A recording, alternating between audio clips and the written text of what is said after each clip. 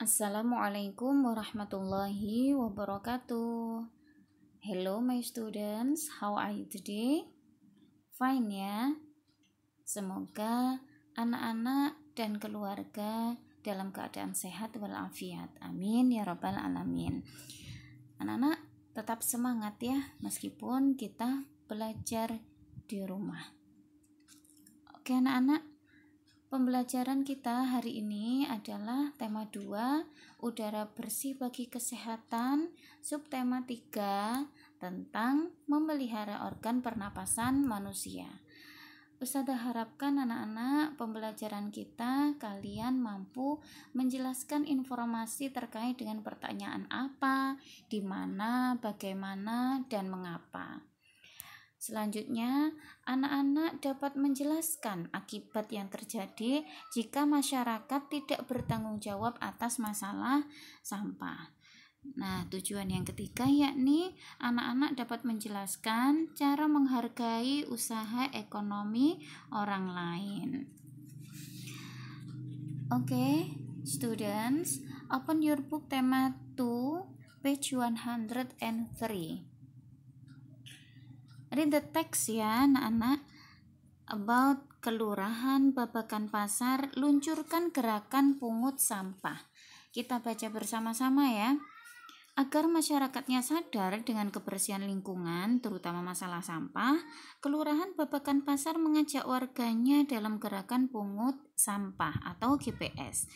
Lurah Babakan Pasar Rokib Alahudri menyatakan GPS ini merupakan program pemerintah kota atau Pemkot Bogor pada tahun 2016. Program ini bertujuan agar kota Bogor terbebas dari sampah, karena masalah sampah merupakan tanggung jawab seluruh masyarakat.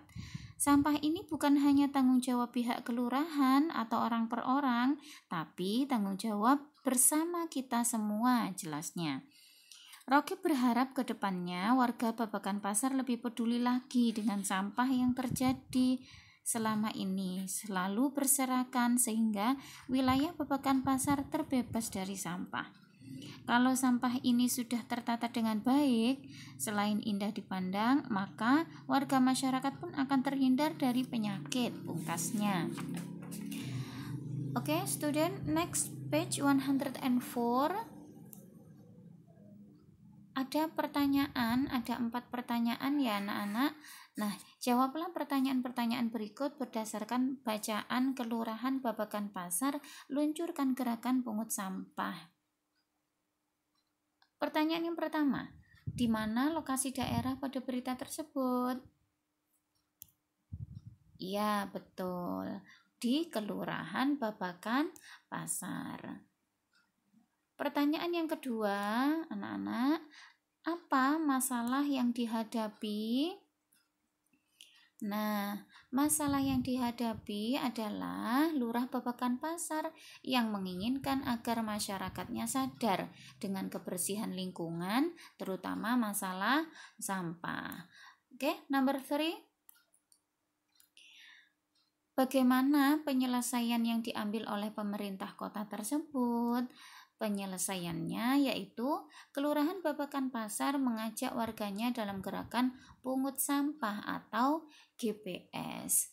Pertanyaan yang keempat, mengapa semua masyarakat bertanggung jawab atas masalah sampah? Betul, karena masalah sampah bukan hanya tanggung jawab pihak kelurahan atau orang per orang, tapi tanggung jawab bersama semua warga masyarakat Babakan Pasar. The last question anak-anak, pertanyaan yang kelima yaitu apa keuntungannya jika masalah sampah dapat teratasi dengan baik? Keuntungannya adalah kalau sampah sudah tertata dengan baik, selain indah dipandang, maka warga masyarakat pun akan terhindar dari penyakit. Nah, kamu jawab ya di halaman 104, ditulis di buku kalian. Oke, alhamdulillah anak-anak. Next, sekarang apa ya yang terjadi jika masyarakat tidak mau bertanggung jawab atas masalah sampah? Nah, Yang terjadi adalah sampah yang menumpuk dapat mencemari lingkungan dan mengganggu kesehatan organ pernapasan. Anak-anak tahu tidak ya, ada orang yang kegiatan sehari-harinya adalah mengumpulkan sampah yang dapat diolah kembali. Biasanya disebut dengan apa? Betul sekali. Kita biasa menyebutnya dengan pemulung, anak-anak ya. Nah, para pemulung ini adalah biasanya mengumpulkan botol-botol plastik, koran bekas, majalah bekas, dan benda-benda lain yang dapat diolah lagi. Contohnya seperti apa ya benda yang dapat diolah lagi? Hasilnya seperti apa? Nah, seperti gambar ini anak-anak, itu tempat kunci, tempat tisu, atau tempat kotak pensil. Ini ya, kotak pensil atau dipakai untuk tempat barang yang lain. Tuh. Nah, selanjutnya apalagi?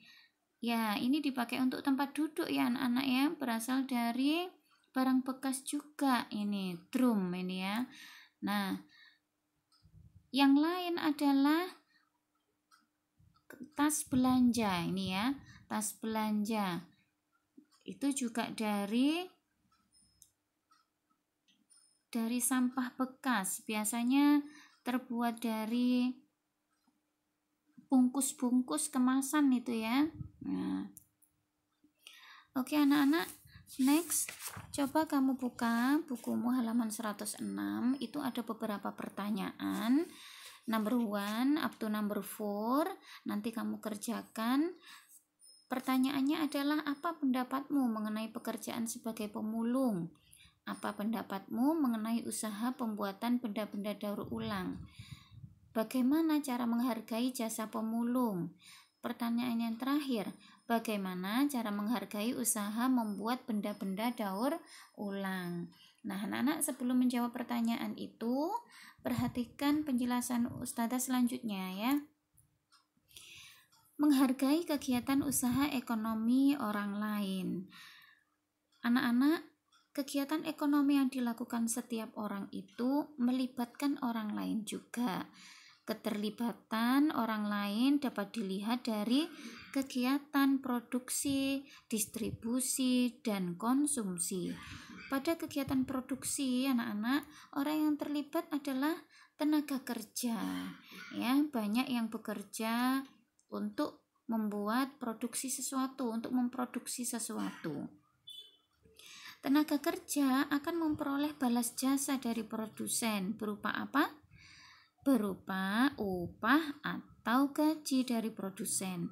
Nah, selanjutnya barang hasil produsen akan disalurkan kepada konsumen atau masyarakat melalui apa anak-anak? Oleh siapa? Betul, oleh distributor yang disebut dengan distribusi. Dari kegiatan penyaluran barang tersebut, distributor akan memperoleh keuntungan. Nah, contoh distributor adalah agen, pedagang besar, dan pedagang eceran. Kegiatan usaha ekonomi yang lain yaitu konsumsi. Konsumen adalah pihak yang mengonsumsi barang dan jasa untuk memenuhi kebutuhan hidupnya. Jadi kegiatan usahanya adalah konsumsi, yang memakai disebut dengan konsumen. Barang dan jasa diperoleh dari produsen secara langsung atau melalui perantara atau distributor. Nah, anak-anak, ketiga pelaku ekonomi ini akan saling berhubungan membentuk arus diagram ekonomi. Nah, setiap pelaku kegiatan ekonomi memiliki peran masing-masing yang saling menguntungkan ya.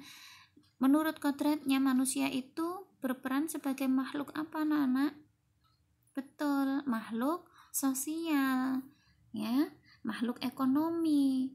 Kalau sebagai makhluk sosial, manusia akan berhubungan atau berinteraksi dengan manusia lain. Kalau sebagai makhluk ekonomi, manusia akan melakukan kegiatan ekonomi dalam upaya memenuhi kebutuhan hidupnya.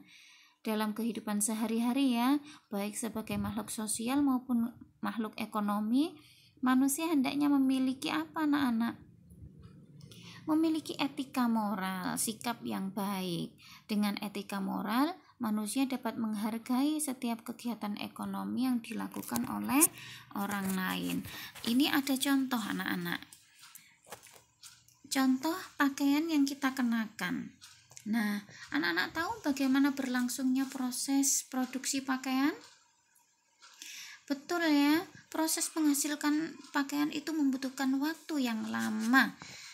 Untuk membuat pakaian produsen pakaian itu membutuhkan bahan baku berupa kain dan benang. Kain dapat diperoleh dari perusahaan pemintalan benang. Nah, bahan baku benang berupa kapas yang dihasilkan dari perkebunan tanaman kapas. Kemudian untuk menjadi benang, kapas dipintal terlebih dahulu. Kemudian benang ditenun di pabrik tenun hingga menjadi kain. Selanjutnya, kain dapat dibuat pakaian oleh penjahit. Begitulah ya anak-anak proses panjang produksi pakaian. Banyak pihak ya yang terlibat dalam proses produksi ini. Ada petani tanaman kapas gitu kan, ada pekerja pemintalan, ada penenun kain, ada penjahit dan pengusaha ya, Nah, anak-anak begitu panjangnya proses produksi pakaian ini dan produksi yang lain, barang-barang yang lain. Anak-anak hendaknya kita perlu menghargai kegiatan usaha ekonomi orang lain. Begitu ya. Alhamdulillah anak-anak, pembelajaran hari ini sudah selesai. Semoga bermanfaat anak-anakku. Thank you for your attention. See you next time. Wassalamualaikum warahmatullahi wabarakatuh.